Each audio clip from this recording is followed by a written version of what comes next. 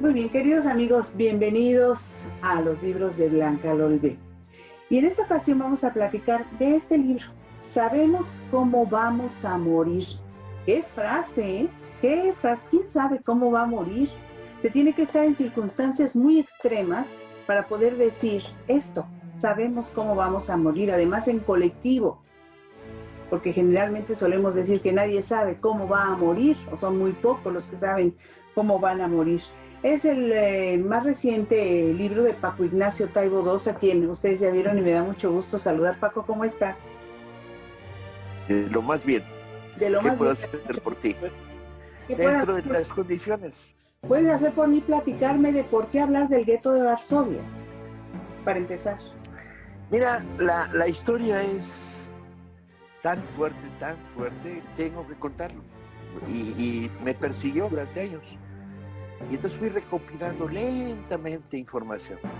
Al final del libro se da noticia, lo habrás visto, de dónde sale la información con la que se construye.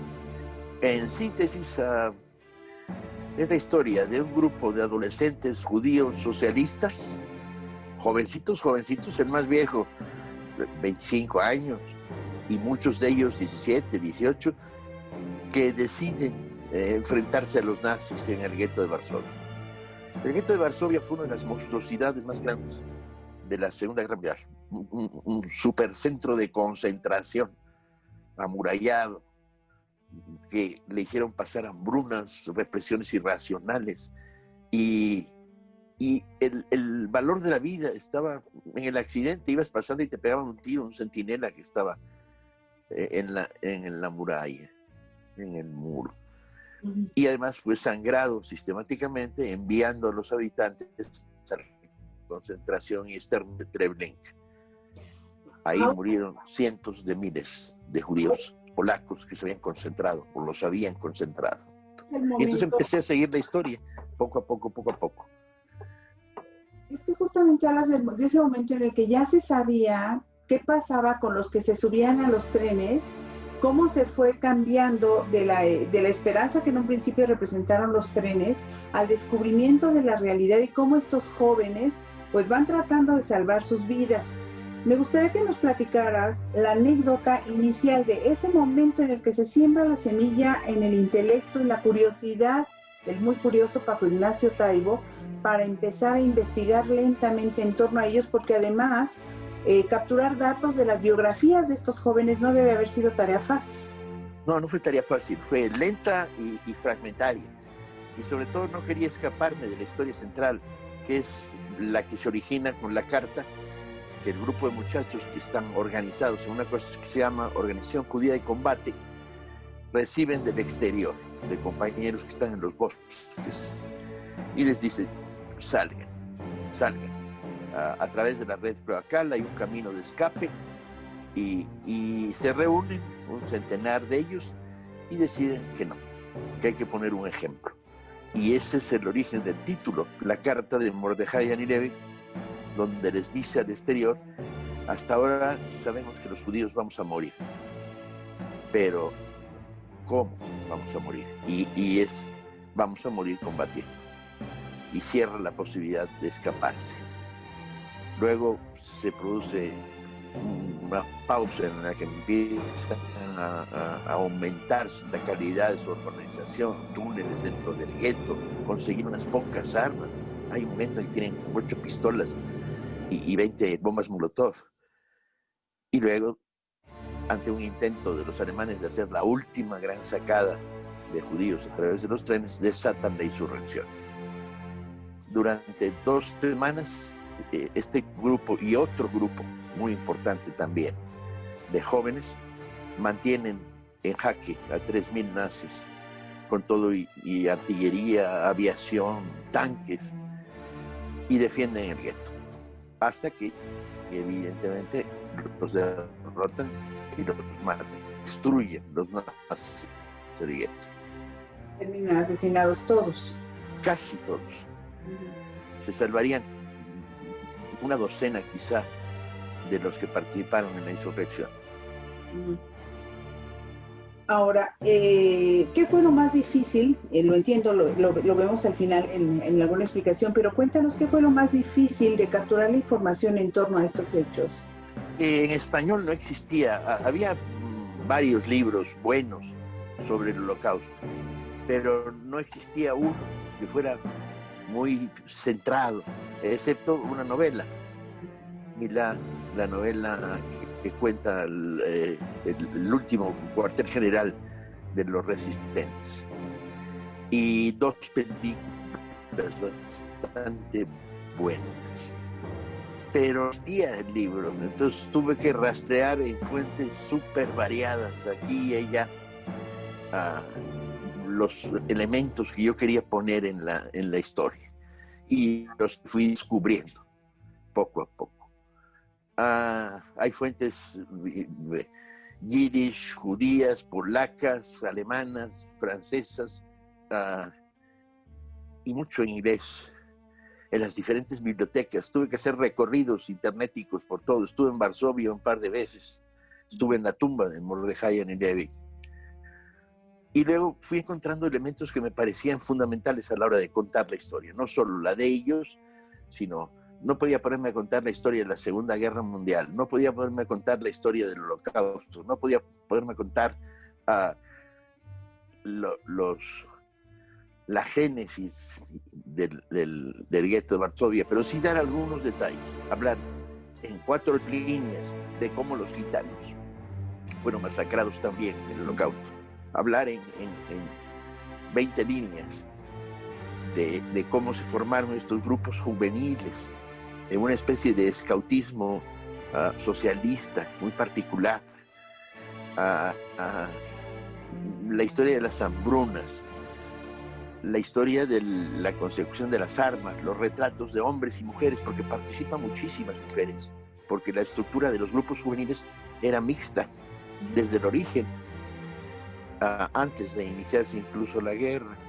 Y entonces fui construyendo, ya lo tenía ya todo el material, pero no sabía cómo contarlo, y el problema era el tono para contarlo.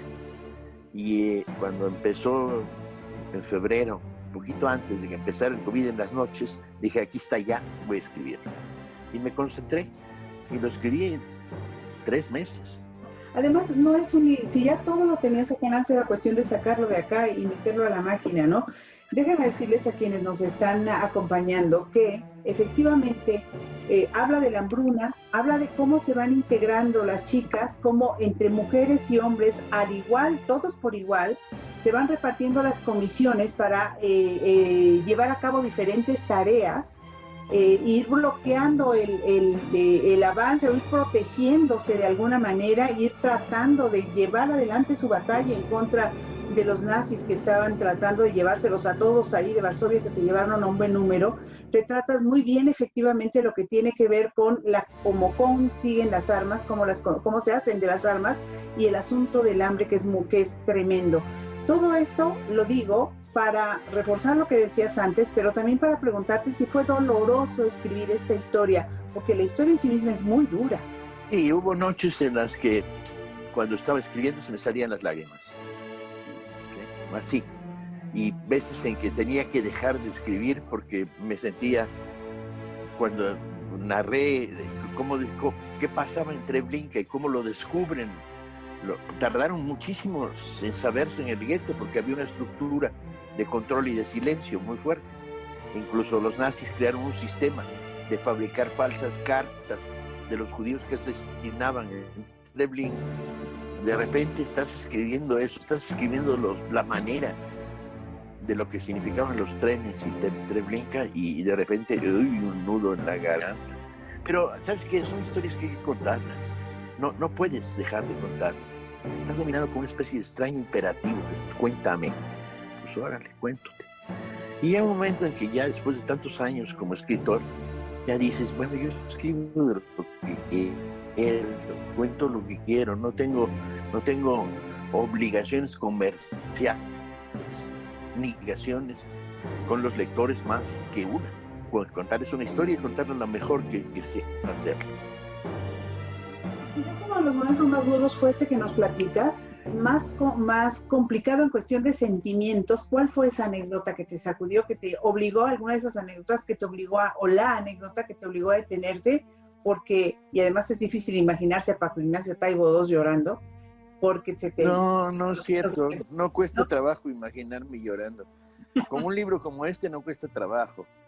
De repente a mitad, trabajaba de noche para evitar interrupciones, porque a pesar del COVID yo estoy trabajando jornada de 12 horas ahí desde aquí, en la dirección del Fondo de Cultura, y escoger una anécdota cuesta mucho trabajo, porque se sucedían una y otra. La reflexión de Marek Edelman, uno de los dirigentes que se salvan milagrosamente porque está en el exterior en el momento en que empieza la insurrección, a cargo de crear un puente para conseguir armas hacia los de adentro, cuando de repente dice, y bueno, y terminó la guerra y yo tenía el corazón roto, y entonces alguien me dijo, ¿y usted es judío de Varsovia? ¿Y cómo sobrevivió? Presuponiendo que tuve que negociar mi sobrevida. Y le contesta, no, bueno, es que, ¿cómo sobreviví? Había un soldado a 100 metros de donde yo estaba, que de vez en cuando le disparaba a la gente. Porque sí, punto, porque podía. Y el día en que me debió haber disparado, debe estar distraído y no me atinó. Y tú dices, uy. Claro, claro. Eran jóvenes muy valientes. Déjame leer un fragmentito chiquito del capítulo 23, que es la Organización Judía de Combate, SOC, como se llamaba, con una fotografía que aparece además de Mordejai Anilević. Y dice Mordejai Anilević y mira, Fugger regresaron al gueto clandestinamente en septiembre del 42. Resulta sencillo formularlo así, pero aquellos dos jóvenes debían estar dotados de una muy especial fortaleza para volver al corazón de las tinieblas, al centro de la deportación y asesinato de judíos más brutal de todo el planeta. ¿Por qué regresaron? Si uno no está leyendo y se lo lee hacia aislado, dice uno, ¿qué necesidad de regresar? Y esa es la pregunta que te planteo. Muchas veces el libro no da respuestas, hace preguntas. Claro, eso es lo sabroso. Además de este libro, tiene capítulos muy cortitos, nos va narrando la historia y uno va entendiendo un montón de cosas, encontrando respuestas y encontrando el tremendo dolor y sabiendo que tenían que ser jóvenes para realizar lo que hicieron, porque si no hubieran sido jóvenes quizás no lo hubieran hecho. Ahora dime, Paco Ignacio Taibo II, ¿cómo salta Paco Ignacio Taibo? Porque tengo aquí algunos de tus libros. Tengo, por ejemplo, Los Infaltables de Paco Ignacio Taibo, que es la biografía de Pancho Villa, y la del Che Guevara, que son de los libros más gustados por casi todo mundo, o sea, casi, no sé si sean de los más vendidos. Pero de repente hace poco, dejemos Patria, pues que Patria también tiene que ver con la historia nacional, pero salió hace poco también este otro de los bolcheviques, ¿no? Y luego sale este otro de Sabemos cómo vamos a morir, una resistencia imposible, la historia del levantamiento del gueto de Varsovia. ¿Cómo das el salto de una historia a otra? ¿De dónde vienen las curiosidades? Que yo sé que son naturales en un escritor, pero no es difícil saltar de pronto de las historias nacionales de este lado del mundo y luego de repente saltar el charco, como solemos decir, e irse a estos lugares que de repente son como distantes para muchos. Sí y no, porque nada te resulta ajeno si lo puedes contar medianamente bien. Y de repente pensaba, cuando escribo un libro como Villa, quiero que un adolescente mexicano vea la figura que le han escondido de Pancho Villa, ¿no? Las historias oficiales. Pero cuando escribo sobre Varsovia, quiero que ese mismo adolescente diga, bueno, también eso somos nosotros, ¿no? Esta es parte de nuestra historia. Cerrarse en lógica nacionalista a las historias de tu pasado está muy bien, hace florecer la idea de dónde venimos, ¿no? Pero hay que ensanchar la idea de dónde venimos. Ok, venimos de Villa cabalgando en el norte, pero también venimos de los chicos del gueto de Varsovia. Esa es mi intención, espero que lo logre con el libro. Sí, yo creo que sí, y además la historia de por sí es bastante dura, Y por supuesto que toca, yo no soy tan joven como fueron los jóvenes que están aquí o los jóvenes que podrían estar ahora mismo leyendo el libro, y sin embargo no puede quedarse uno exento del dolor y de además respirar la solidaridad tan tremenda que había entre estos jóvenes, ¿no? Este es otro de los grandes valores, creo, de este grupo. Sí, pero no solo la solidaridad interna del grupo, hacia todos los habitantes del gueto. Una de sus voluntades era tratar de salvar al máximo número de personas posibles, ¿no? Mantener redes de solidaridad para que no se los llevaran en los trenes, crear escondites, conseguir depósitos de agua, no solo armas. El grupo, la Organización Judía de Combate, tenía una profunda regambre juvenil, sí, sin duda, judía, sin duda, pero también socialista. Hay una voluntad de construir sociedad clandestina en las peores condiciones del planeta. Pues ahí está, creo que con eso nos quedamos. ¿Qué les dirías a quienes lo van a leer el libro, Paco, para despedirnos? Que me cuenten lo que opinan después. ¿Cómo te lo cuentan? ¿Por dónde te comunican? Que manden mails, cartas, Facebook, lo que les dé la gana a la editorial me los hará llegar. A Planeta, Editorial Planeta. Muy bien. Pues Paco, como siempre, muchísimas gracias, un abrazo y que todo vaya bien. Ándale. Bye.